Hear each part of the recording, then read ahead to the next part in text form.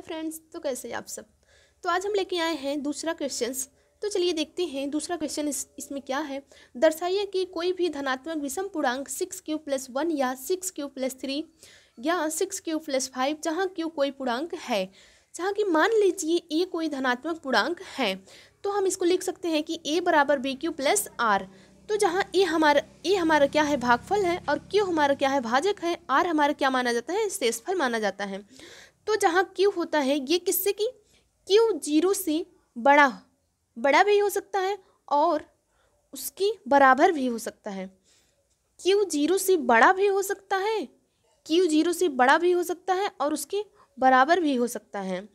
ठीक, और ये भी बोल सकते हैं जो जीरो है, जो हमारा ये जीरो है ना, r से क्या हो सकता है, r से क्या हो सकता है, छोटा भी हो सकता है और बराबर भी हो सकता है।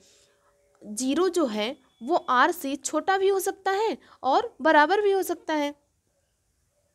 लेकिन जो r है, इसमें देखेंगे जो हमारे ये r है ये हमेशा छोटा होता है। और किससे छोटा होता है, b से। मतलब b का मान इसमें दिया है ना 6, तो b से हमेशा r छोटा होता है। जो कि b का मान दिया है 6। कितना दिया है b का मान, जो b का मान यहाँ दिया है 6 दिया है, 6 दिया है b का मान हमारा। तो अब ये क्या होता है, b का मान दिया है 6, तो ये हमेशा छोटा ही रहेगा। क्या रहेगा, हमेशा छोटा ही रहेगा r 6 से। तो चलिए हम यहाँ लिख सकते हैं कि यहाँ हम अब लिख सकते हैं r बराबर, सबसे पहला तो हम लेंगे 0, फिर उसके बाद 1, फिर 2, फिर 3, फिर 4, फिर 5। इतना हम ले सकते हैं क्योंकि ये 6 तक नहीं जाएंगे, क्योंकि इसमें हमारा 5 तक ही दिया है। और भी जहाँ तक कि ये r उससे क्या है, छोटा है, तो यहाँ हम 5 तक ही लेंगे। तो अब हमारा हम इसमें लिख सकते हैं कि a बराबर bq फिर प्लस r। तो ये हमारा हुआ सूत्र। अब इसी पर हम रखेंगे।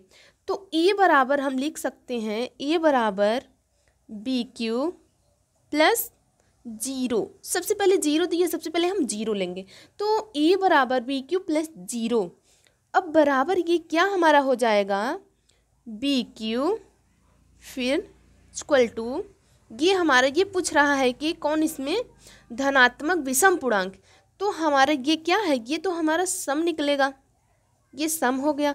फिर उसके बाद हम अगला देखते हैं। तो अगला हमारा क्या हो जाएगा, अगला हम लिख सकते हैं कि a बराबर कितना दिया है,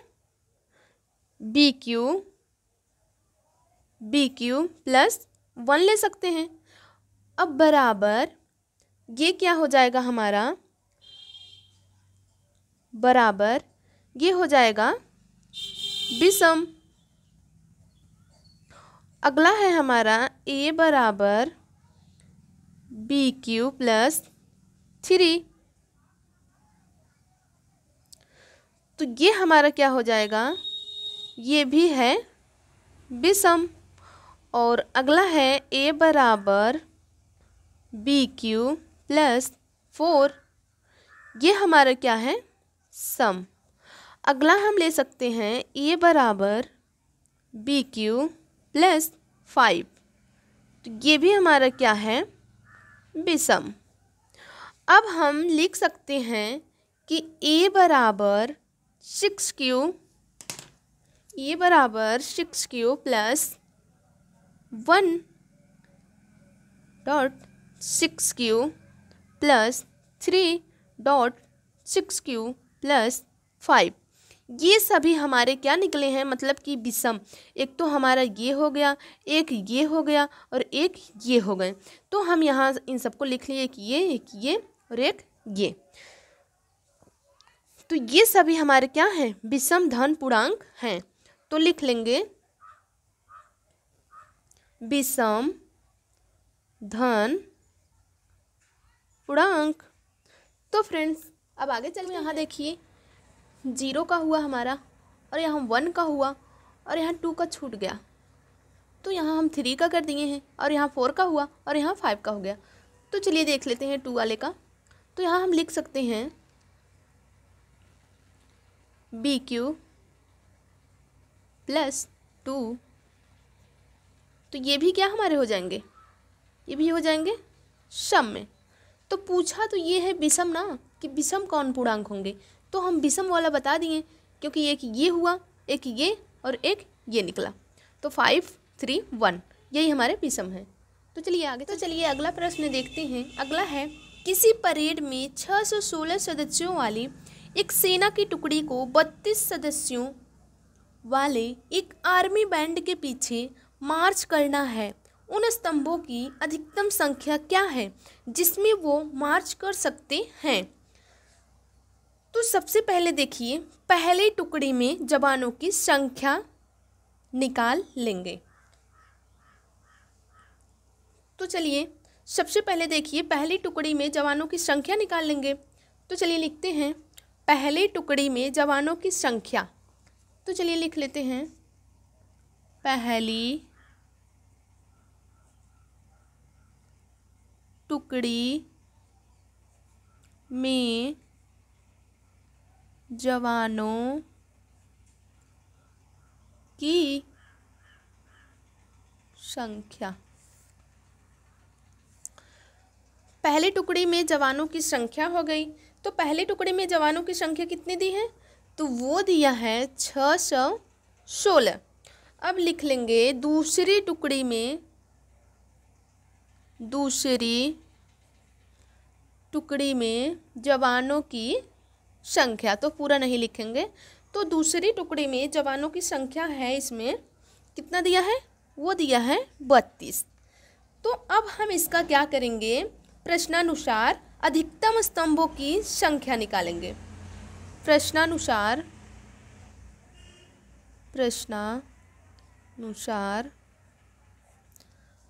अधिकतम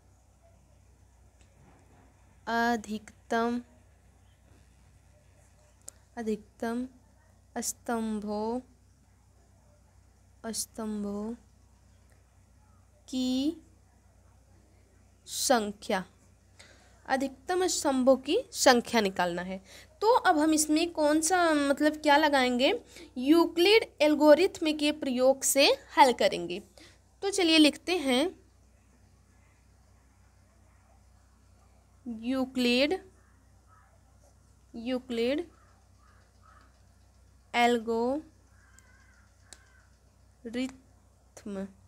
एल्गोरिथ्म के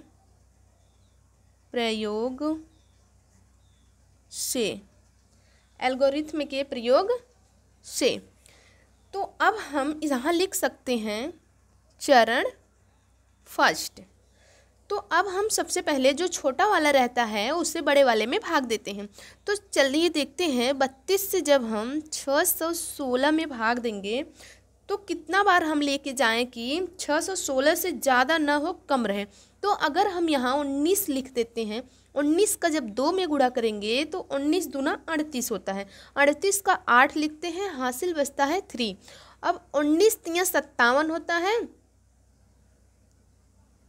और 57 में जब 3 जोड़ेंगे तो हमारा आ जाएगा 60।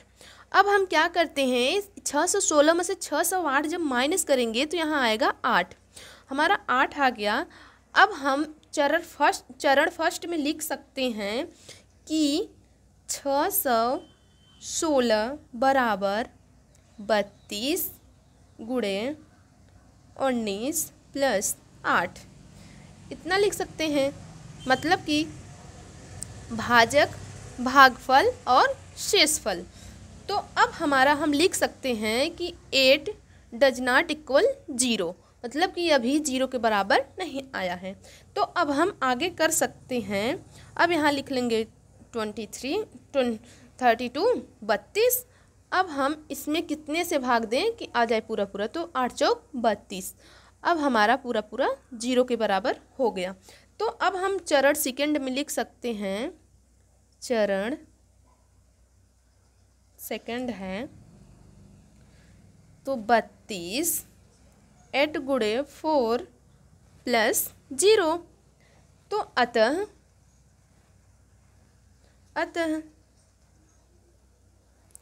616 और 32 का HCF बराबर 8। यही हमारा क्या हो गया आंसर। तो फ्रेंड्स आगे चलिए फ्रेंड्स अगला सवाल देख लेते हैं। इसमें है यूक्लिड विभाजन प्रमेयिका का प्रयोग करके दर्शाइए कि किसी धनात्मक पूर्णांक का वर्ग किसी पूर्णांक m के लिए 3m या 3m+1 के रूप में होता है। तो चलिए देखते हैं हल। सबसे पहले इसमें मानेंगे कि माना कि कोई धनात्मक पूर्णांक x है। क्या मानेंगे? माना कि कोई धनात्मक पूर्णांक x है। तो अब हम अतः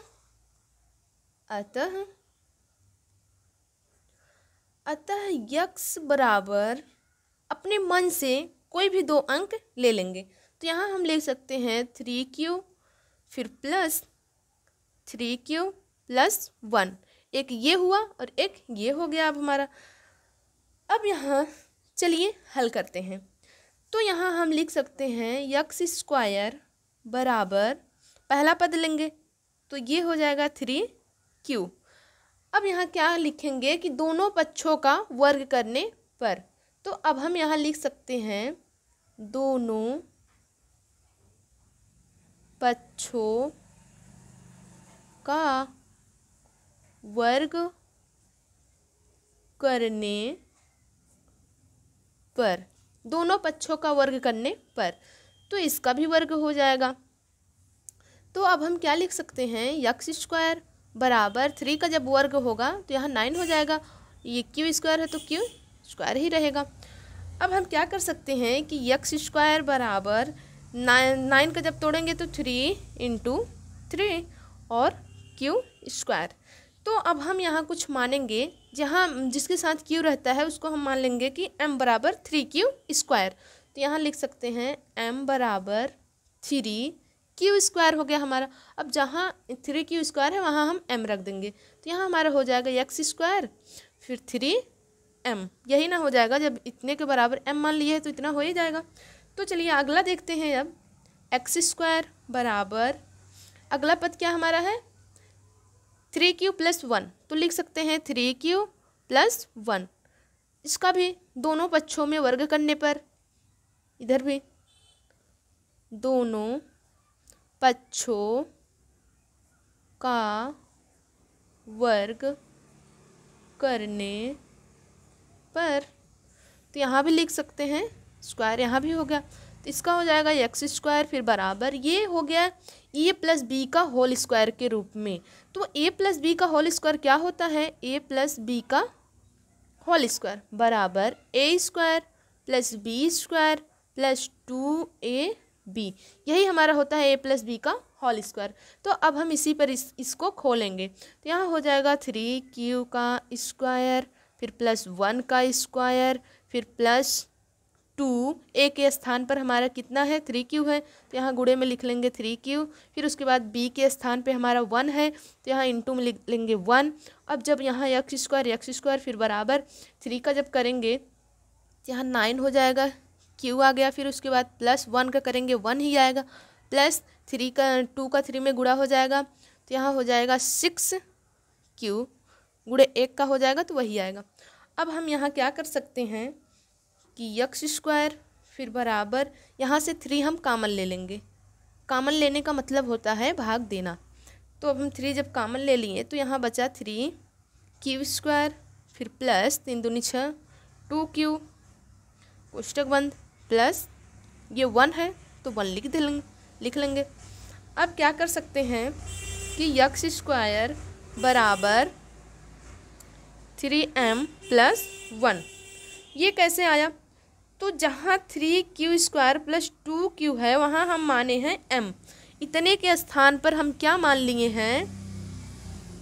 m बराबर 3q² + 2q बराबर m। तो जहाँ इतना है वहाँ हम m रख दिए तो 3 का m के साथ 3m + 1 आ गया हमारा। तो अब हम लिख सकते हैं x² बराबर 3m पहला, दूसरा 3m + 1। तो फ्रेंड्स आज के लिए इतना काफ़ी।